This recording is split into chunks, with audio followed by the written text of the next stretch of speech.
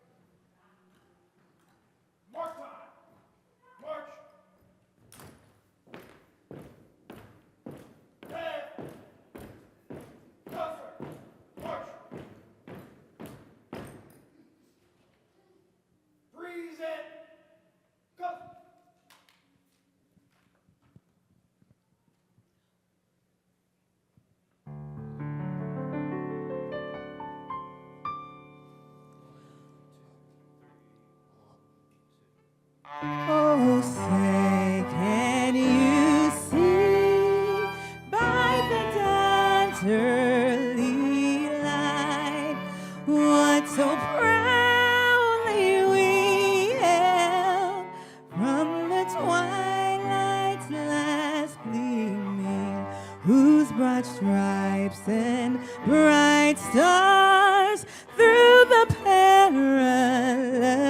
fight o'er the ramparts we watched were so gallantly streaming, and the rockets' red glare, the bombs bursting in air, gave proof through the night that our flag was still there. Oh, say does that star-spangled banner yet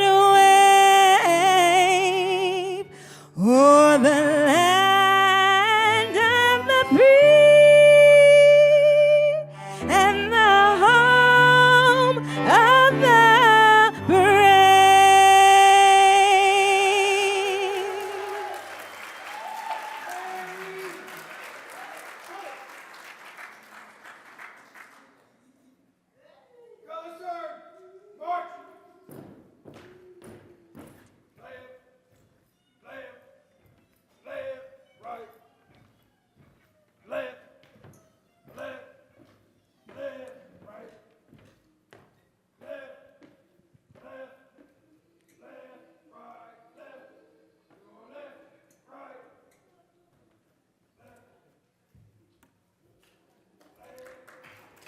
Thank you. Let's give Starfields and the St. John's and Friends Orchestra for their accompaniment. Ugh, sorry. Thank you all so very much. Thank you, Star. You want this here? No, you take that. Wasn't that beautiful? Oh. So I want to take this moment to thank you all for coming and to say welcome home. Welcome back to those who've been here in the past. How many who have been here, this is your 27th year? I think Star asked. A few hands up. How many folks, you've been here 1 year? This is your first time? Wow, quite a few hands up. Great, great, great. Tell me if you've been here more than 5 years. Awesome, awesome. Well, congratulations and thank you all for coming back and sharing the opportunity with us. We are going to have a jam-packed weekend for you all. I guarantee a couple things. You're going to walk way too much, you're going to be tired. That's why keynotes and sessions are a chance to rest your dogs. The other thing is it's going to rain every afternoon, so thank God you're in here where it's nice and dry, right? Not out there gathering that sunshine at the parks or anything. So our whole intent here with the Family Cafe for the past 27 years is to give you resources and information for you as family members or individuals with a disability yourself to find the resources that you need for you and your family. And it's getting harder and harder, and it should be getting easier. But we're getting some help. So as a mom of someone, this is why this started, because I needed to find out information for my daughter, to our family, to be healthier. So, and I'm sure you all know Carly as she's sitting in the front row there. So if you're here for the first time, I hope you make friends. If you've been here for a long time, I hope you found your old friends and can come back. Right now, I want to take the opportunity to thank a couple of our good friends, our sponsors. This year, we're fortunate enough to have some major sponsors, and you'll hear a little bit more about one of our sponsors when she introduces our keynote speaker. But let me tell you about Florida Community Care. They're a managed care plan for the intellectual and developmental disabilities, or the IDD program. Florida Community Care is a comprehensive Medicaid plan for people living with intellectual and developmental disabilities, covering medical care, long-term care, and support at home or in the community. You can stop by their booths in the exhibit hall or connect with our FCC friends while you're here at the Family Cafe. And I hope you do. I hope you take the advantage to learn more about that program. Also, our other major sponsor is Sunshine Health, and they offer governmental-sponsored health care through Medicaid, the healthcare insurance marketplace, through a product called Ambetter, Medicare Advantage, and prescription drug plans known as WellCare. It's Florida's Medicaid products that include Medicaid, long-term care, and 3 specialty plans, which are Sunshine Health Pathways to Shine Specialty Plan, Sunshine Health Mindful Pathway Specialty Plan, and the Sunshine Health Power to Thrive Specialty Plan. Sunshine Health also operates Children's Medical Services health plan through the Department of Health. So I hope you can visit them while they're here or join them at Sunshine Health Florida. We'd also like to thank you to some of our other sponsors for helping us hit it out of the park, the whole sports thing here. Wells Fargo, the Audubon Gardens Group, Able United, Disability Rights Florida, and the Division of Vocational Rehabilitation, the Able Trust, and NSU Florida. So we want to thank all those folks. And if you're a member of the Planning Committee, please raise your hand. Okay? No one's a member of the Planning Committee. Okay, so you want to know how this conference gets held for 27 years. It's for people like you. You give us feedback. As you notice, you have pink cards and all your things, chairs, and you'll, at the very end of the day, in your bags, you'll see that there was a report card, which we'll be collecting on Sunday. During our last keynote, you'll get a keynote, a door prize ticket for that. We take your input, we pass out that input to the relative parties, or we work together to ensure that this event works for you, because that's who it's for, you. So let us know how we're doing, and if you want to get engaged or involved, more than just coming, you want to participate, you want to help with the planning process, just send info@Family Cafe, Dear Lori, I want to join the planning committee. It's that easy, okay? So speaking of easy, a lot of things are easy, but the hard work of the Family Cafe office is not easy. You'll notice we've done quite a few changes this year. Awesome. We're trying to streamline it, make it a little bit more appealing and pleasant and engaging more for you as an individual who is attending. But at this moment, I want to thank the the people I work with every day, because I guarantee you it wouldn't happen if it wasn't for them. And I owe them the deepest gratitude from the bottom of my heart. So I'm going to introduce them. I'm going to ask for them to stand up. You'll see them a lot. They're wearing red chef coats along with my board of directors. But if you see them during the day, give them a hug, give them a handshake, tell them thanks. Okay, so I'm going to introduce you, if you would stand up. Jeremy Countryman, he's a vice president of the Family Cafe. Jeremy.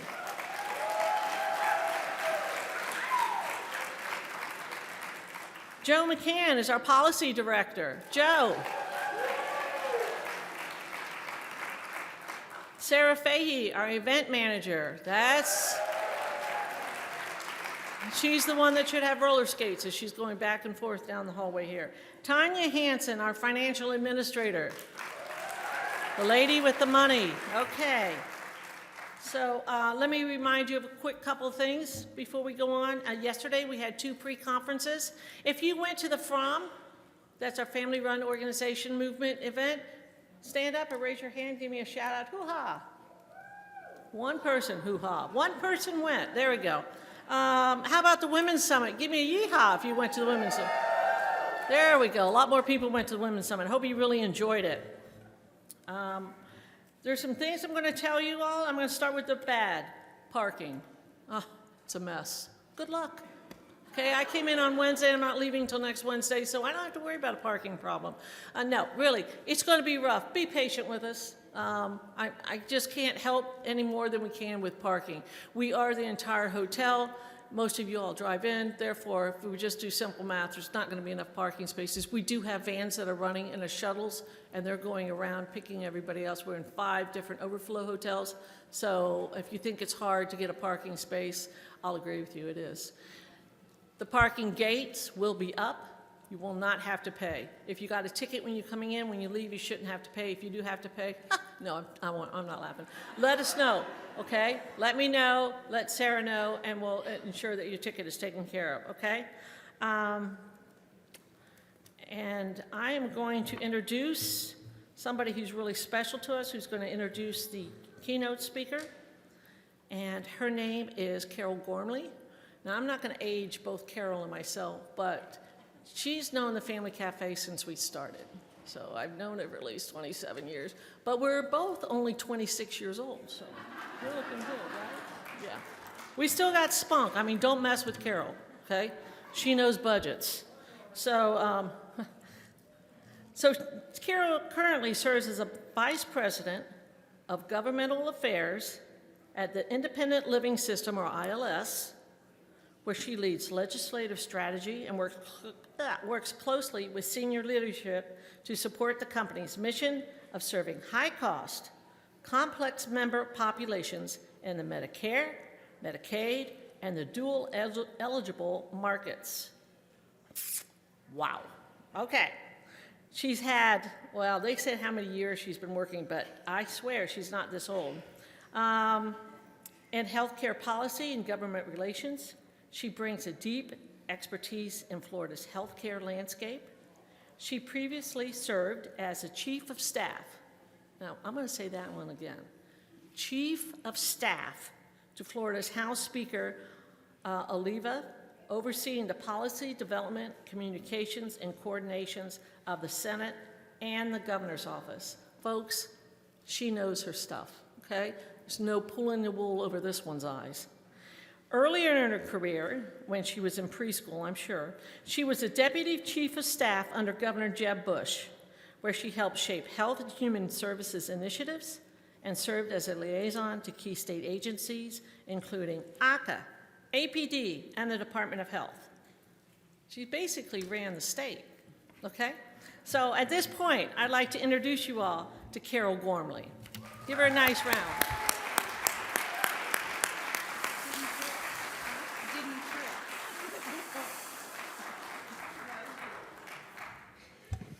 Good afternoon, everyone. There's both pluses and minuses to being introduced by someone who actually knows you. They can give you beneficial lies and also spill a little bit of the truth, so watch out. Thank you, Lori. It is my deep pleasure to be here today to join with all of you, and particularly because I stand before you representing Nestor Plana, who is the CEO and founder of Independent Living Systems. And Independent Living Systems is the parent company for Florida Community Care. So you'll mostly see our corporate identity displayed as Florida Community Care throughout this conference, because that's the part of our company that most directly serves you and your family members and offers new benefits and new programs and new initiatives in order to help you care for your family member or you as an individual to achieve your highest level of quality of life and independence. So we are very pleased for the second year to be one of the sponsors for Family Cafe. As Lori indicated, I've known about Family Cafe for a really long time, and I have just really appreciated the last couple of years of being able to be more actively present here in the support of that. Before I was like, part of the deep state process of finding money to help support Lori's initiatives and good ideas. Anyway, as Florida Community Care, we really look at Family Cafe as an opportunity to talk to families and to providers and to individuals and learn more about your experiences and your perspectives and your needs, and try to bring that back to our daily work to be innovative and active and proactive in trying to solve problems. So we are very pleased to have been, since October 1 of 2024, the one managed care plan selected by the state to implement a pilot program. There is a special session tomorrow afternoon, one of the concurrent sessions, where we'll have a panel discussion of that pilot program and be able to talk to you about more of the details. But it is an extremely innovative approach to providing comprehensive services to meet everybody's everyday needs, because one thing we know is people don't present themselves in little neat boxes of, now I have a medical problem, or now I have a transportation problem, or now I need an assistant or a meal delivered. They kind of come all mixed up together in a big old salad bowl, as you will, of all their needs all mixed up together. So we think our comprehensive and integrated model offers the ability to meet people where they are with all of those needs all mixed up together, and we will find a way through our very robust care coordination model to discover those needs, discover the best way to address those needs in conversations with you and your families, and then to go about finding the services and the supports that you need. And I just want to call your attention to some of the folks in orange and white around the rooms. Some of them are our care coordinators, who are our superstars of this program. We want to thank them for everything they do.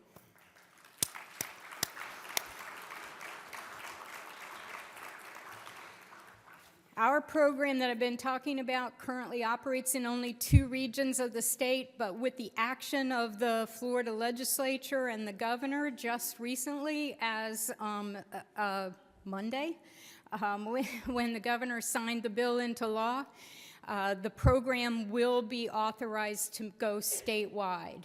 So while the specific staging of that expansion hasn't yet been determined, we are working with the Agency for Healthcare Administration, because this is a Medicaid program, to try to develop a more detailed plan for that expansion. So no matter where you are in the state of Florida, if you are currently being underserved in your health and social support needs, then hopefully you will find that this program will be coming your way soon. But we'll talk more about that in the breakout session. Hope you can join us for that. Several of my teammates will be part of that panel, and we'll give you all the details then.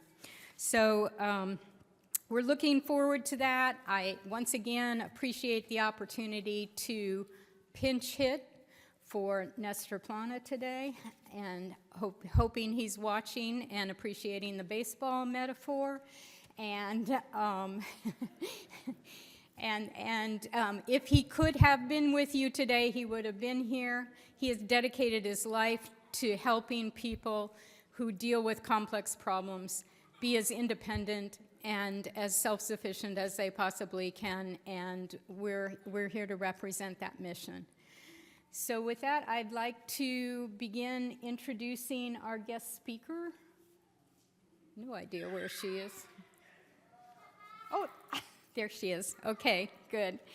It is my honor to introduce to you Margaux Joffe. And you know, I read through her bio, I had a chance to introduce myself and talk briefly with her. It seems that Margaux is bringing to this presentation today everything you would want in a keynote speaker, both all of the skills and knowledge that you would want in an expert, and also the humanity and insight you would want of a person who's been there, done that, lived the life, had a journey. So her credentials include being a board-certified cognitive specialist, and her experience, her personal experience that connects with many of us, is that she was diagnosed with ADHD at age 29, and she used that diagnosis as a launching pad for the next phase of her life and her career. She went on to create Kaleidoscope Society, which empowers women with ADHD who are challenging stigmas and developing careers. She used that experience then to also go on and lead a number of important inclusion initiatives that relate to neurodiversity. She worked with big companies, Yahoo, Verizon, other big companies, and that work led to the launching of the first neurodiversity employee resource group, a model that's being used by many people, many organizations now. And she also initiated a partnership in order to do the disability collection, when that partnership was between Getty Images and the National Disability Leadership Alliance, and they used that collection to modify and uplift the representation of disability in the media. As a speaker and an advocate, she's participated in both public and corporate forums, including forums sponsored by the United Nations, the World Health Organization, and working for companies such as Dell, Nike, and other big-name companies that you'd recognize. She also created ADHD navigators to help adults learn about strategies they can use when they have ADHD and still pursue career success. So she's going to share some of those insights and experiences with us today, and I'm just very pleased and honored to introduce Margaux Joffe.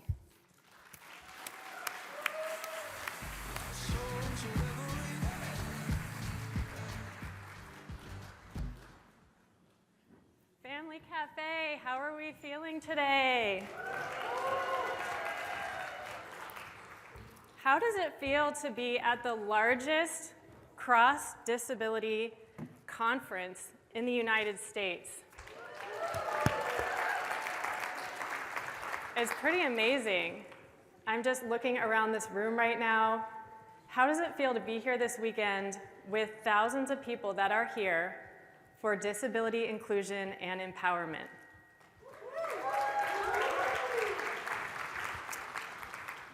Here we go.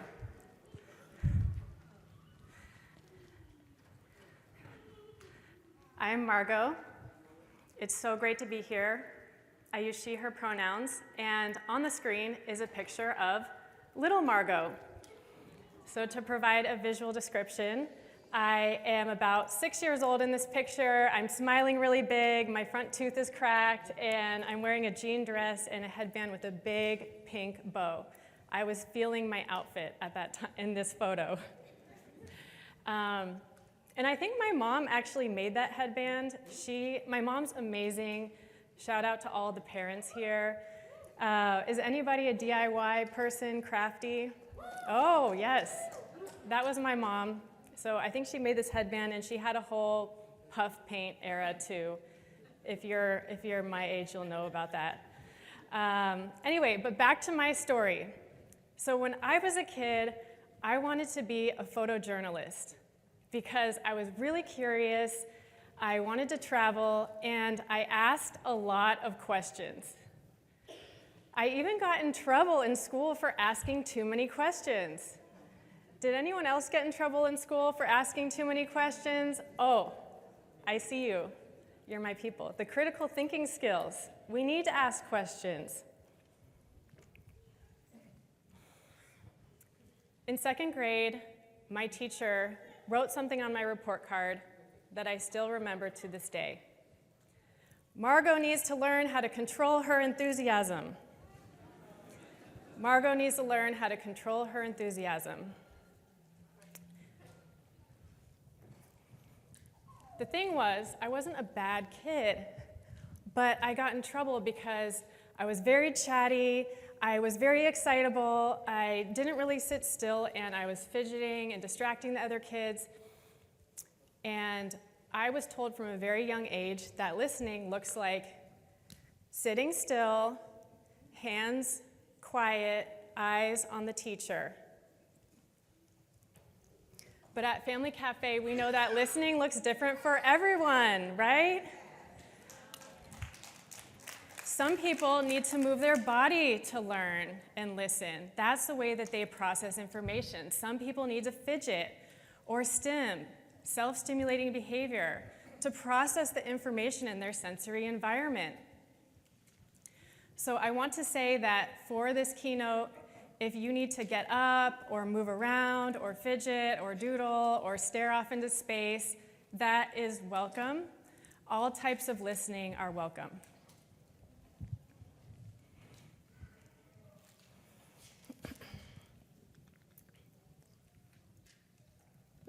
Drinking water is also welcome too. Okay, so back to the story. So I'm in school, and I go on to middle school and high school, and I join the school newspaper. It was so amazing.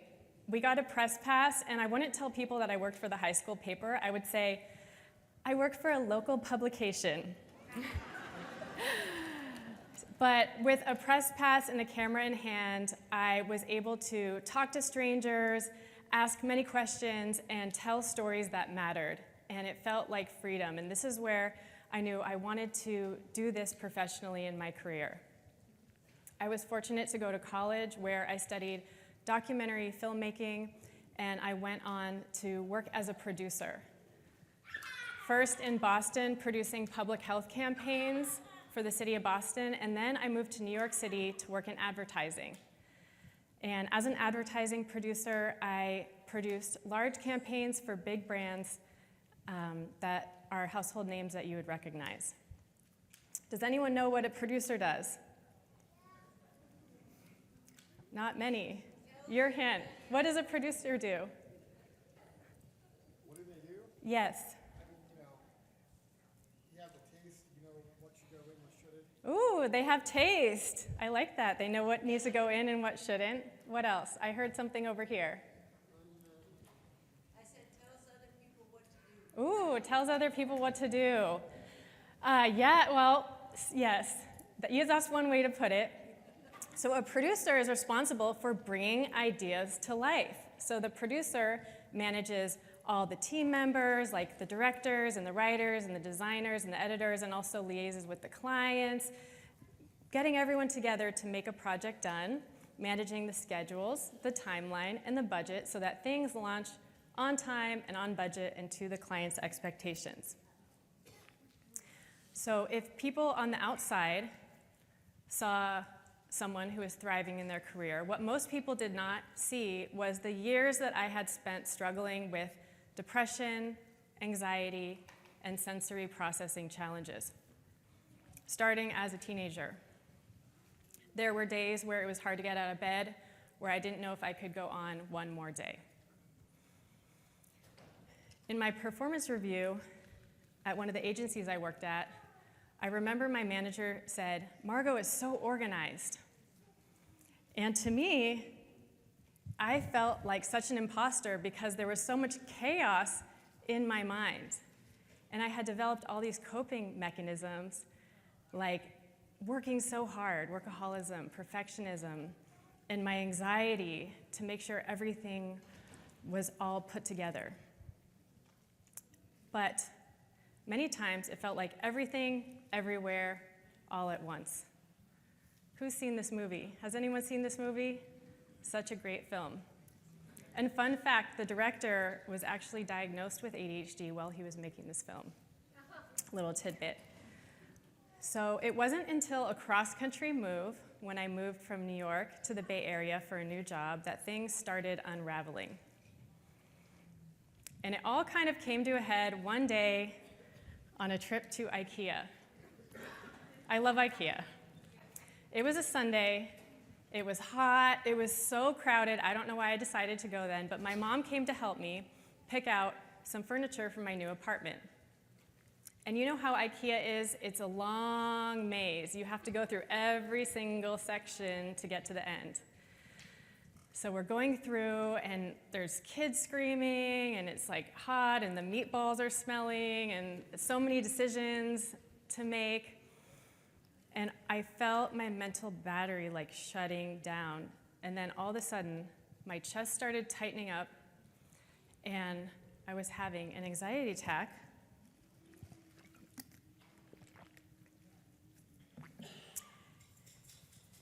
It became hard to talk. It just felt like everything was shutting down. And I told my mom, I need to get out of here. And she didn't understand what was going on, but she tried to get us through and out the whole maze as quickly as possible. And the next day she called me and said, "Margaux, I want to talk to you about something important. Have you ever thought you have had ADHD?" And before I could respond, she started listing some symptoms. She said, "I was reading this article about ADHD in women, and I wanted to read you this list of symptoms." So she starts reading, and all of a sudden I felt tears streaming down my face. It was like someone was holding up a mirror to my entire life.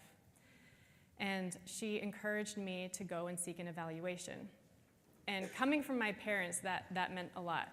So I did, and I was diagnosed with attention deficit hyperactivity disorder, generalized anxiety disorder, and depression. And I learned through this experience that I was one of many women that are part of what has been called a lost generation of women. So on the screen, there's an article that says, "Decades of failing to recognize ADHD in girls has created a lost generation of women."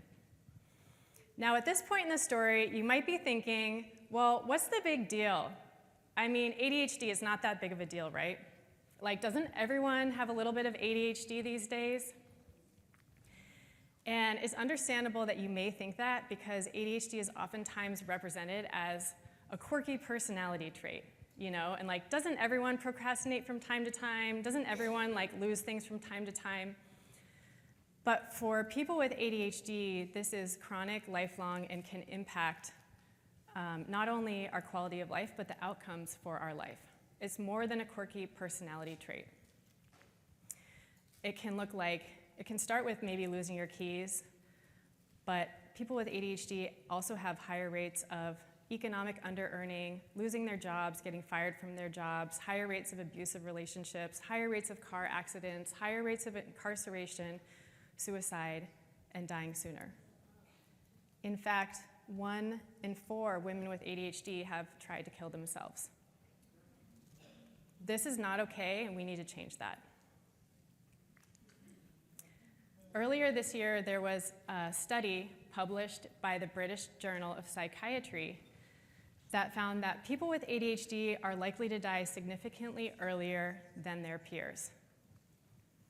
They found that men are dying 7 years earlier than other men without ADHD, and women are dying 9 years earlier than their peers without ADHD. I don't know about you, but I don't want to die 9 years earlier. The thing is, it's not ADHD itself that's causing this. It's the lack of understanding and support. It doesn't have to be this way. We can change these statistics, and it starts with all of us. To create a more inclusive world, we have to stop putting people in boxes of being either normal or broken. If your brain works differently, you're not broken. For too long, disability has been seen as a problem to be solved, something to be fixed, or eliminated. But disability is a natural part of the human experience. People with disabilities are important parts of our families, our schools, our workplaces, and our communities.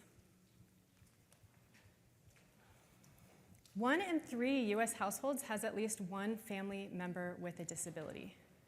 People with disabilities are important. So we need to reject this idea that some people are normal and some people are broken, that some people deserve to have human rights and other people don't. I believe that everyone deserves the right to live with safety, dignity, and respect. Disability justice teaches us that all bodies and minds are unique and essential, and that nobody can be left behind. So, to create a world that's more inclusive and accessible, we need to reject this idea that some minds are normal and some are broken, and accept the reality that there's no such thing as a normal brain. This is not just my opinion up here. This is actually scientific fact. There's studies, fancy people, neuroscientists at Yale have said there's no such thing as a normal brain. We are all on the spectrum of neurocognitive functioning, which is what neurodiversity is. Who has heard the term neurodiversity? Most of you have. I love seeing the increasing awareness of neurodiversity.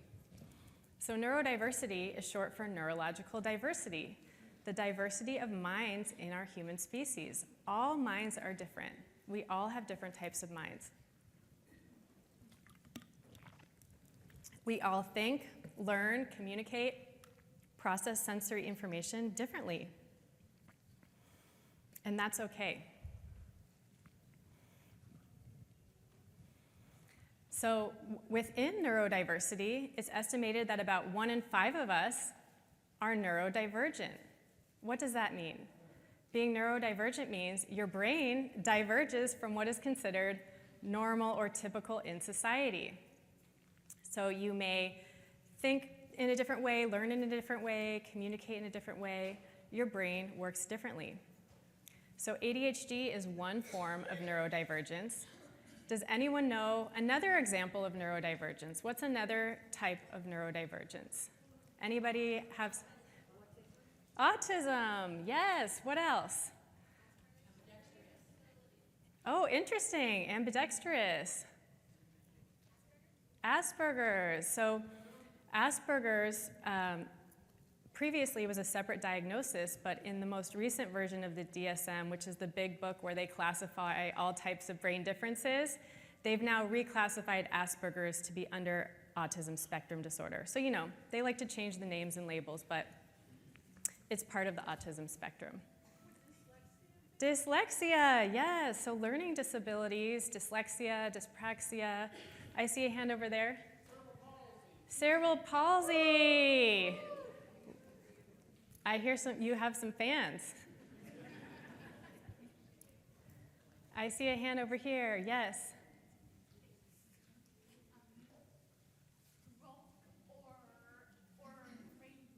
Yeah, stroke or a brain bleed. We can also acquire neurodivergence in our lifetime, right? We can have an acquired brain injury or a traumatic brain injury. Then that can impact our cognitive functioning as well. Addiction. Addiction, interesting. That's an interesting perspective. Yes, addiction can actually change our brains, so some people might consider that a form of neurodivergence. And the thing to know is that neurodivergence is not a medical diagnosis, it's a social identity for anyone whose brain works differently. So it's meant to be an inclusive term, not an exclusive term. So I love this illustration by Sunny Wise from Australia that shows that neurodivergence is like an umbrella, and it includes many things, from ADHD to dyslexia, schizophrenia, tic disorders, OCD, epilepsy, autism, bipolar disorder. So how do we create a more inclusive world for minds of all kinds? Let's move from a pathologizing approach to a neuroaffirming approach. Pathologizing sounds like, my brain is abnormal. I am a problem. I need to fix myself. Neuroaffirming approach sounds like, all brains are different. My brain is unique. I have strengths and I experience challenges. I can support myself. Let's make this place accessible for everyone. So back to 2015, I had been diagnosed with ADHD for 1 year, and I was on my own journey of acceptance, trying to accept this diagnosis. It was a lot to process. I mean, imagine, I had gone almost 30 years of my life not knowing this information, going through school, starting my career, not knowing this information that could have helped me do things easier. I went through many emotions, just like many people who are late diagnosed with some form of neurodivergence. First was relief. It was like, oh my gosh, I finally have an explanation for all of these things that I was experiencing. There were so many aha moments, finally understanding myself better. There was also frustration and grief and sadness about like, what could have been different if I knew sooner?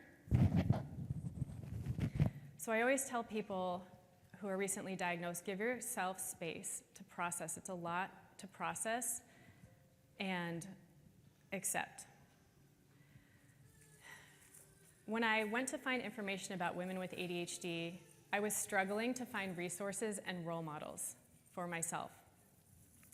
I did what any elder millennial would do at the time, which is go onto social media and see if I could find someone else that had a shared experience. So this is a real screenshot from 2015 from my phone. I went onto Instagram and searched for the hashtag ADHD women. And I found 2 posts. There was literally 2 posts, which is kind of hard to believe now, where there's like, millions of videos on TikTok with the hashtag ADHD, but it was a very different time back then. TikTok wasn't even around yet. So I was feeling isolated, and a lot of the resources that were out there were geared for men or parents of young children. A lot of the information was clinical and pathologizing. So I started to think, how can I use my background in documentary storytelling to help dispel the stigma and start telling stories of women with ADHD? I went to a local support group and met a couple women, and I started interviewing people, first in the Bay Area in San Francisco and then across the country, about their experiences living with ADHD. And we made a website called Kaleidoscope Society that could be a platform to shine the light on the diverse lived experiences of adult women. And I also got to collaborate with leading experts to curate expert advice for the community. Documenting the stories of other women with ADHD helped me forge my own path to healing and self-acceptance. It was truly amazing to have a space where I could feel seen, empowered, understood, and just like with people that get it. Just like being at the family cafe, it's so important to be in spaces where you don't have to explain and you can just feel seen and understood. These are some of the amazing women that I got to meet through Kaleidoscope Society, both advocates and experts. One of the most rewarding things was seeing how other people had also been struggling, and now they knew that they were not alone. So over the years, we featured many women's stories, collaborated with experts. We even launched a podcast that was listened to by people in over 40 countries around the world, and it was truly amazing to see the power when our community came together. And I learned that every time we tell our story, we dispel stigma and empower others. In 2016, at the end of 2016, something really cool happened, which was Teen Vogue wrote an article saying the Kaleidoscope Society is smashing ADHD stigma for women and girls. This was a really proud moment because I knew we were having an impact and that we were part of this movement to dispel stigma and pave the way for more understanding and support for women and girls with ADHD. The thing was, no one at my day job knew that I had ADHD or that I was doing any of this. So at the time, I had gotten a job at Yahoo, and I was head of production in the marketing department. So my job was literally to manage a team of producers and make sure that campaigns were getting launched on time and on budget. And so I decided not to disclose my ADHD at that time because I was afraid that the stereotypes and stigma out there of ADHD would impact how people would see my capability to do my job. So it was almost a year that I had been there, and I started to feel like I was living a double life.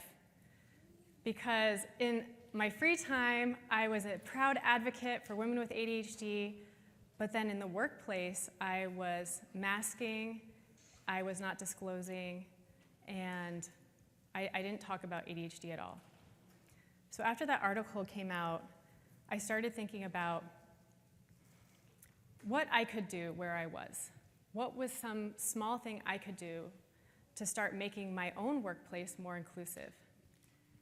Especially because a lot of the women I talked to were talking to me about their struggles in the workplace. So I learned that we had something called ERGs, which was employee resource groups. Basically like affinity groups for different groups of employees to connect and support each other. So there was a group for Black employees, there was a group for veterans. And so I had the idea of what if we could create a resource group for neurodivergent employees?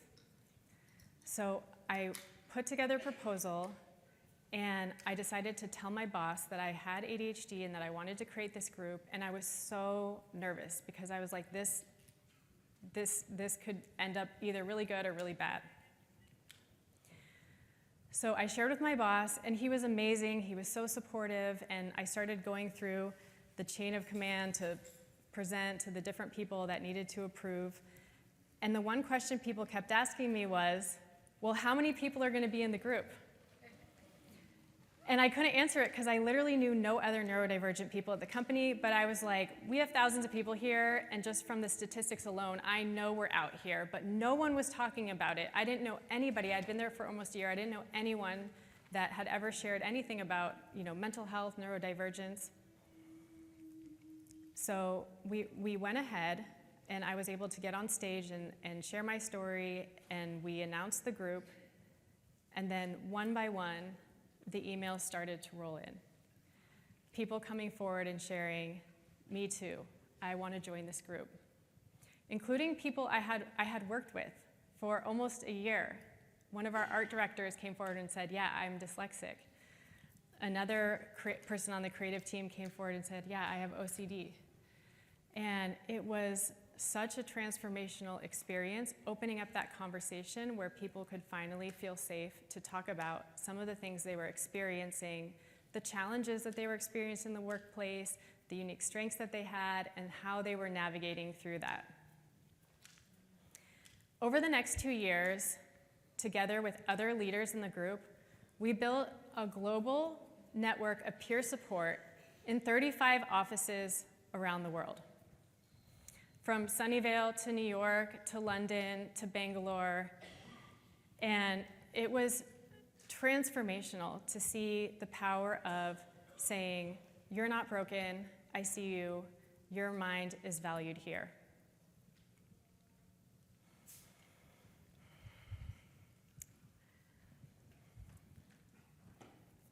Through being in community with others, I was able to accept myself and start my own journey to empowerment. And I learned that when we accept ourselves and empower ourselves, we empower other people to do the same. So once we have acceptance, we can take steps to empowerment. So I want to explore 5 steps to empowerment together.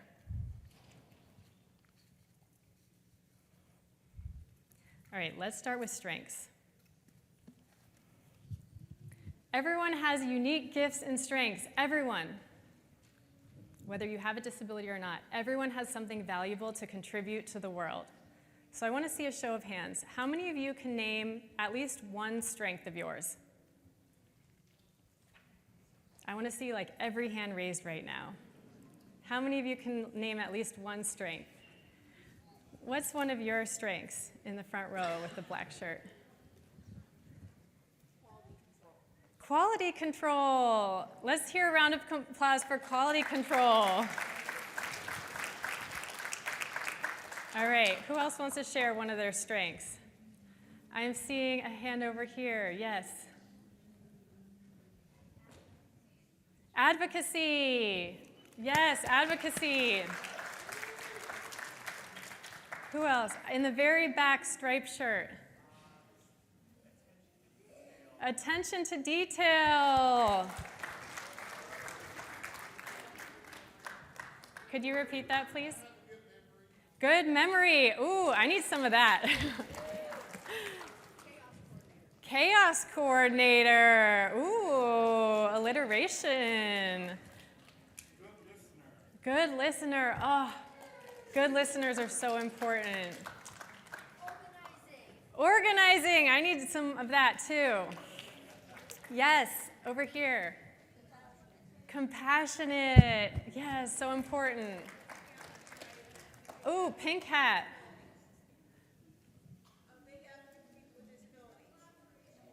I heard a big advocate for people with disabilities. I heard collaboration, cooperation. Working together.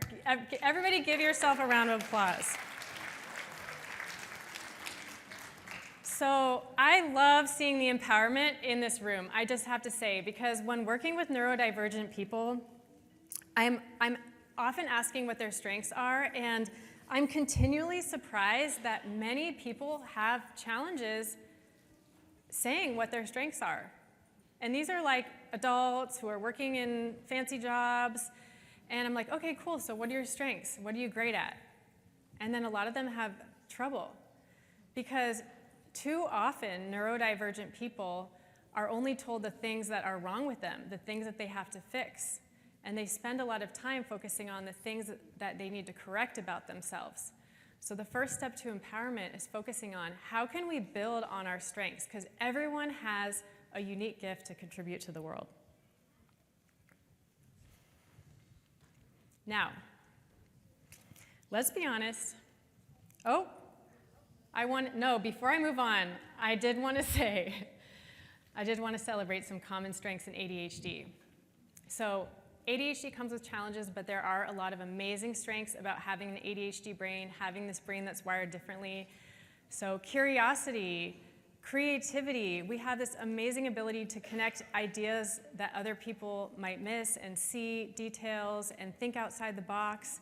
We have enthusiasm, empathy. Many of us are very justice-oriented. Hyperfocus. ADHD doesn't mean you can't pay attention. You can actually hyper-focus on the things that you're passionate about, because we have what is called an interest-based nervous system. We are motivated by things that are interesting, that are novel, that are challenging, that are urgent. That's why so many people with ADHD thrive in fast-paced, deadline-driven environments like journalism, technology, advertising, emergency first response services. Determination. So many people I know with ADHD are incredibly hardworking. Spontaneity, humor. Many comedians have ADHD, including Trevor Noah. And completely unscientific, but my personal opinion is badassery. Yes. All right, so now, let's be honest. Living with a disability or with ADHD, it's not always strengths and superpowers, sunshine and rainbows. There are many challenges, whether it's due to the disability itself or to living in an inaccessible world. But the good news is there's things that we can do to support ourselves. Do I have any gardeners here? Anybody have a garden? Oh, I'm jealous. I love gardening. I live in an apartment, so I don't have a garden right now. Who knows what this plant is? Who knows what this plant is? Anybody? Pea. Yes. Sugar snap pea. So I took this photo actually a couple weekends ago at my friend KR's house. She has a garden. And I was inspired because just like plants, humans, we all need different things to grow and thrive. And snap peas, they need a trellis, or they need some type of stake or structure that they can grow on. They need a structure. And so you can see in this picture, the little pea tendrils are wrapping around this black pole of the trellis. But the thing is, we don't get a pea plant and say, you're such a bad plant, why, you should be able to grow without support. No, we don't. We're like, okay, we get a pea plant and we get a trellis. So just like plants, we all need different types of supports and strategies to help us grow. And if you need support, that's okay. We all have support needs. So a couple weeks ago, I hosted an event for Minds of All Kinds, which is my company. It's a platform for neurodivergent people to learn, connect, and lead. And we hosted an event where we could come together in community and share what are our strategies, how do we support each other. And at the event, we shared over 83 hacks. It was so cool, so I want to share a few with you here. So my example, I use assistive technology to help me. Sometimes my memory is challenging, so I use a timer cap.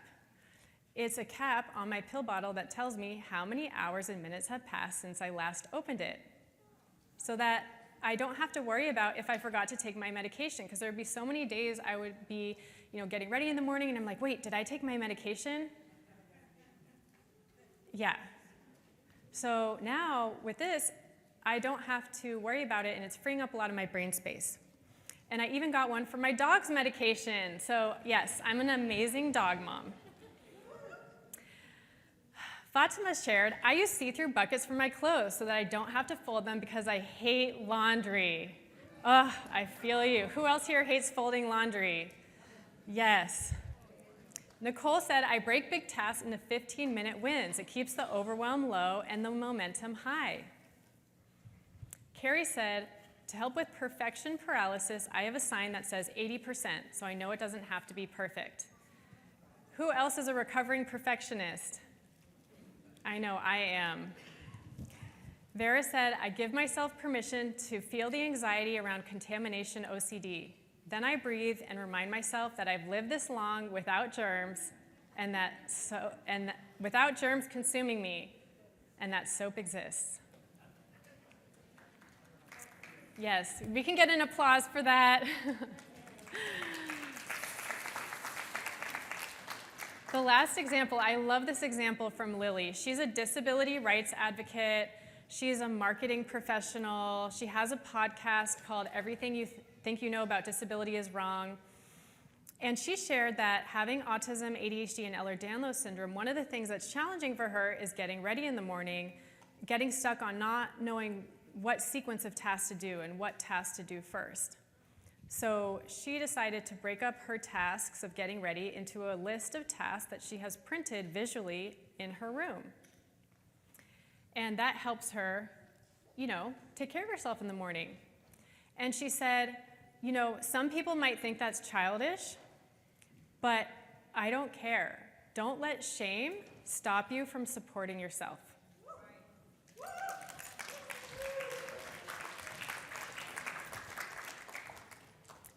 We can't let shame stop us from supporting ourselves. If we need something, there's nothing wrong with that.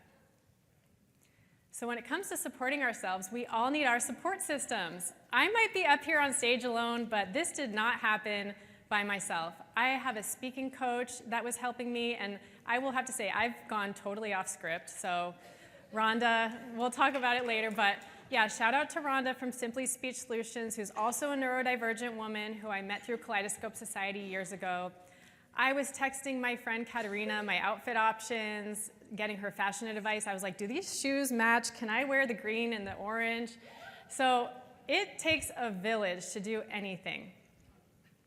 Even a few weeks ago when I was procrastinating finishing this talk, I used body doubling. Has anybody used body doubling or know what that is? Okay, I only see a couple hands. Body doubling simply means doing something with another person. This is a strategy that's used a lot in the ADHD community to help get through procrastination. So when you have something that feels really hard or something that you are kind of putting off doing, you can do a body double session with someone else where you kind of like co-work and get it done together and feel that camaraderie and friendship. So it's not you just do whatever you want and your double does what you don't want. Oh, that would be cool. That's kind of like, that would be outsourcing, like paying them to do, or having them do it for you. I like that strategy too.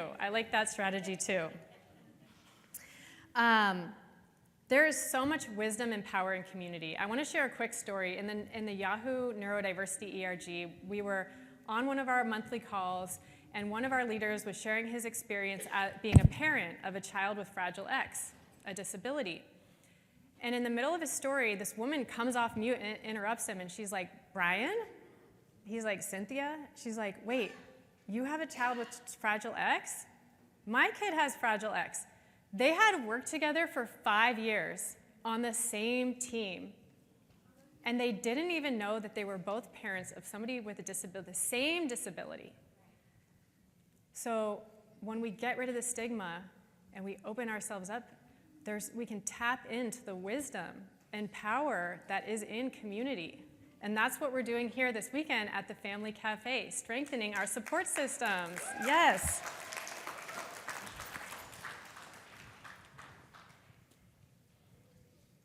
Which is more important, asked Big Panda, the journey or the destination? The company, said Tiny Dragon. Oh my gosh. There is so much joy in neurodivergent friendships. There is so much joy in being with people that get you, because life is a journey, right? There's going to be the good times, the bad times, and we need people that are going to cheerlead for us, that are going to cheer us on in the good times, and also support us when things get hard. And when we're empowered in community, it becomes easier to become a self-advocate. So self-advocacy, I remember I used to be intimidated by this word. It's kind of like a big word, but simply it means knowing your needs and being able to communicate them. Knowing what you need and being able to communicate them. And having needs doesn't make you a burden. It literally makes you human, because everybody has strengths and everybody has areas where they need support. Some of us have more or different needs than others, and that's okay. The thing is, when we don't communicate our needs, people can't help us. So it's really important to build self-advocacy skills. And self-advocacy is not only about those big moments like, disclosing that you have a disability in the workplace and asking for accommodations. It's also about those small, everyday moments that make up the quality of our life. So I'm going to share a quick story. All right, so a couple years ago, I was dating someone new. It was going really well, and he was like, okay, I want you to meet my friends. So you know how it is, like the meeting the friends. So I was a little bit nervous, so we were going to dinner.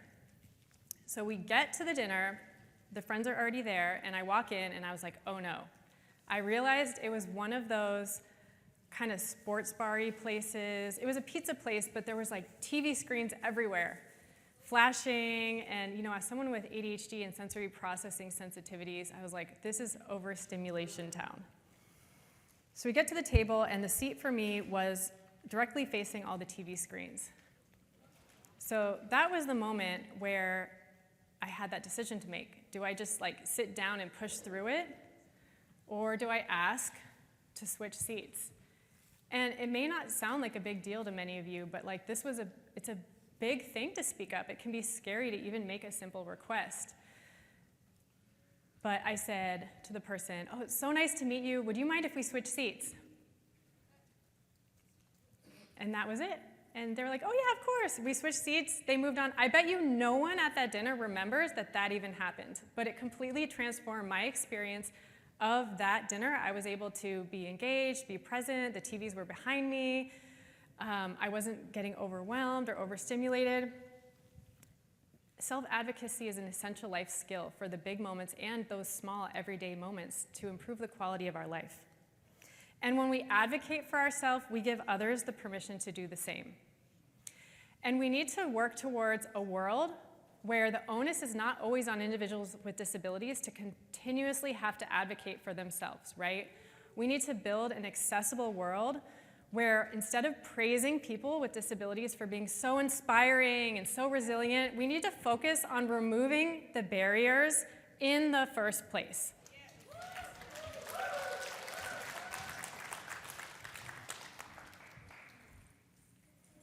Okay, and just like any skill, self-advocacy gets easier with practice. Lastly, the last step to empowerment is celebrating small wins. There are so many challenges, so it's important that we celebrate our wins. At Minds of All Kinds, we have a place where people can share their wins, and I just love it. It fills my heart up. So here's one. "Hey y'all, I just conquered the world by canceling a duplicate monthly subscription." Someone else, "Paid a fine I had been avoiding. Called my doctor. Guys, I just slept a solid 8 hours. I took out my recycling.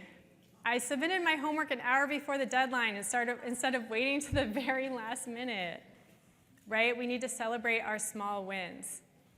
And thanks to the Family Cafe, they have made it possible for us to give all of you notepads that will help you celebrate your small wins. So after my talk, if you want, everyone can get one of these notepads that says "Little Steps Matter," because little steps matter and every step towards progress counts.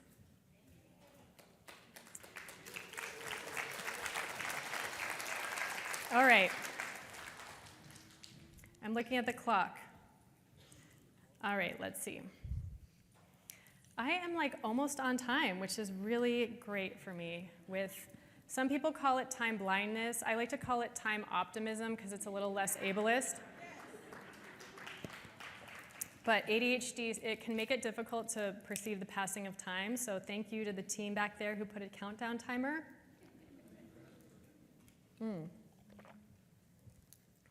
don't know why I'm so thirsty. Okay. All right. So we are all here for a weekend of empowerment.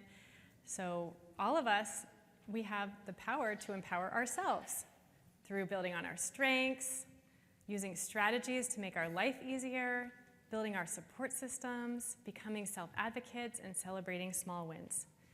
And when we empower ourselves, we give everyone else around us permission to do the same. So I want to end with a story.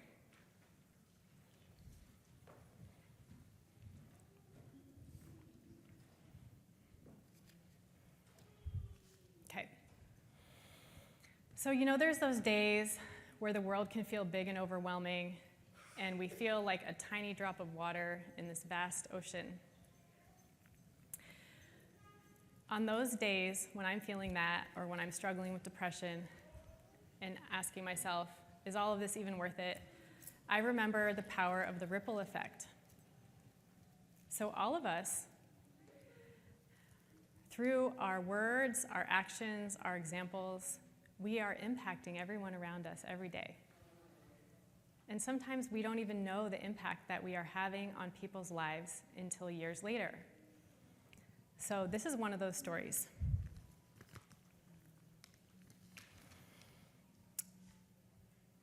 I'm going to see, okay.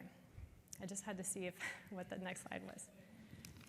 So a couple years ago in 2022, I received this email, which I'm going to read to you. Hi, Margaux. You might not remember me, but we had a few conversations when I was a part of the neurodiversity group at Yahoo.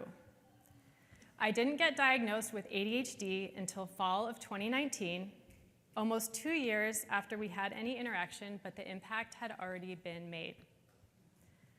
I already had a role model who was diagnosed as an adult, who was able to thrive in her role as a badass, unapologetic ADHD woman. Because I had your lead to follow, I didn't see my ADHD as something to be ashamed of, and my career completely turned around for the better. With treatment, with therapy, and coaching, I was able to go from burning out, barely able to scrape by without getting a negative performance review, to getting a positive performance review and even a promotion. In early 2021, I took your lead to co-found and co-lead a group for women with ADHD at Google. She was working at Google at the time, which grew to 50 members on the first day, and now over 400 Googlers worldwide. Members reported that because of the community we created, they were finally able to accept themselves and give themselves self-compassion. Since then, there was more support groups created at Google. A group for bipolar disorder, CPTSD, following our group's example. Everything that happened within the community at Google and everyone who has been encouraged to make groups at their own companies from the talks I've done is partly because of you.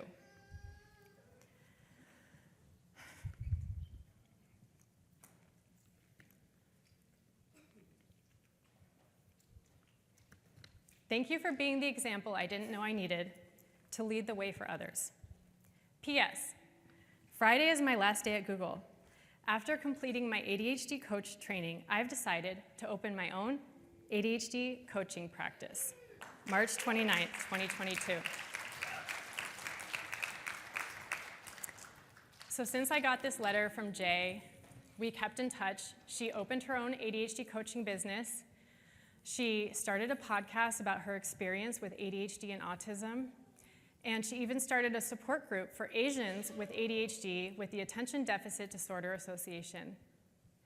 And a couple months ago, we actually had the opportunity to speak on stage together at South by Southwest about creating inclusive workplaces where all minds can thrive. And this is a picture. Jay is on the very left here. So the reason I share this story is because I want everybody here to remember the power of the ripple effect. Each of you in this room have the power to empower others with your words, your actions, and your example.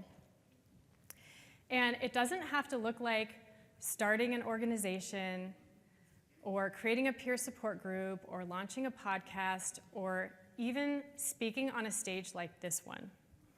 Empowering others can be as simple as one conversation. Maybe even a conversation you're going to have this weekend at the family cafe. Empowering others can be as simple as telling someone, I see you, you matter, you are not alone. Thank you.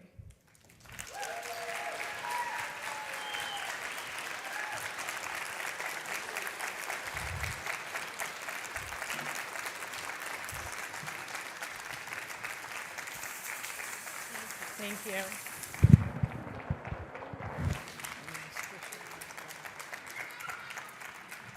Okay, one more time. That was fantastic. Give her another round of applause. There you go. You can stand up if you want to. There you go.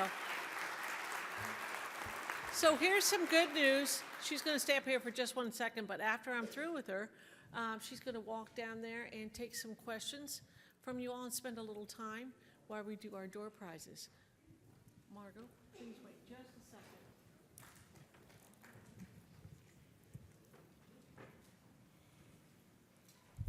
And this is where I stand here trying not to be awkward. Oh my goodness.